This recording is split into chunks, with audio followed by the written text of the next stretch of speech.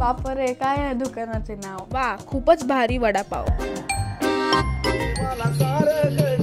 भारी अनुभव होता. नमस्कार मित्रांनो, हा माझा फर्स्ट ब्लॉग आहे. तुम्ही कुठेही जाऊ नका, माझ्या सोबतच राहा.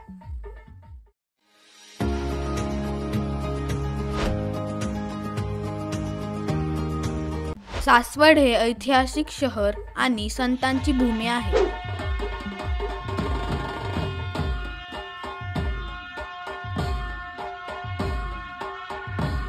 महाराष्ट्राचे आराध्य दैवत छत्रपती शिवाजी महाराज यांचा पुतळा सासवडच्या चौकात आहे.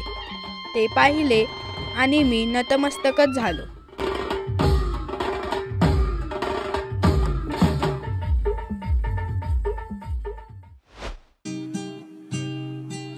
इथल्या बाजारपेठमध्ये फेरफटका मारताना अनेक गोष्टी पाहिल्या.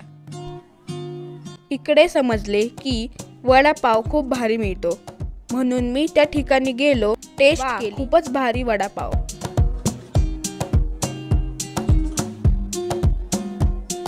पुढे मी मार्केटमध्ये फेरफटका मारत इथल्या बागेत गेलो. या ठिकाणी छोटीशी तोफ पाहिली आणि इतिहासाची आठवण झाली. या बागेत प्रथमच मी भला मोठा रणगाडा पाहिला.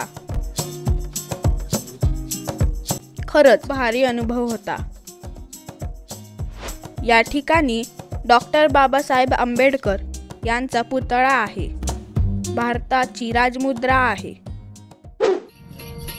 काय केलं भल्या माणसाला सारं कळतंय.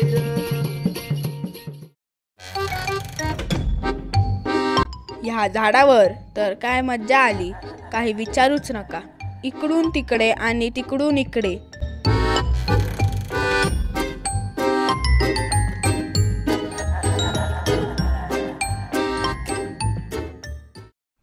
एवढा फेरफटका मारून दमलो. आता काहीतरी थंडगार खायची इच्छा झाली, म्हणून इथल्या फेमस लस्सीवर ताव मारला. अरे ना, आवडेल का?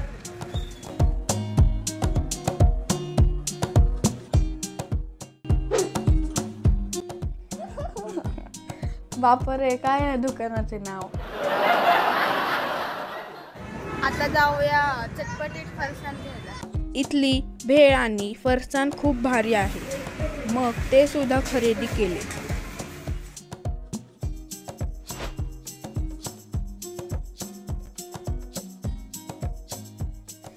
पुण्याकडे जाता जाता मम्मीला खुश करण्यासाठी येथील सासवडचा फ्रेश भाजीपाला खरेदी केला.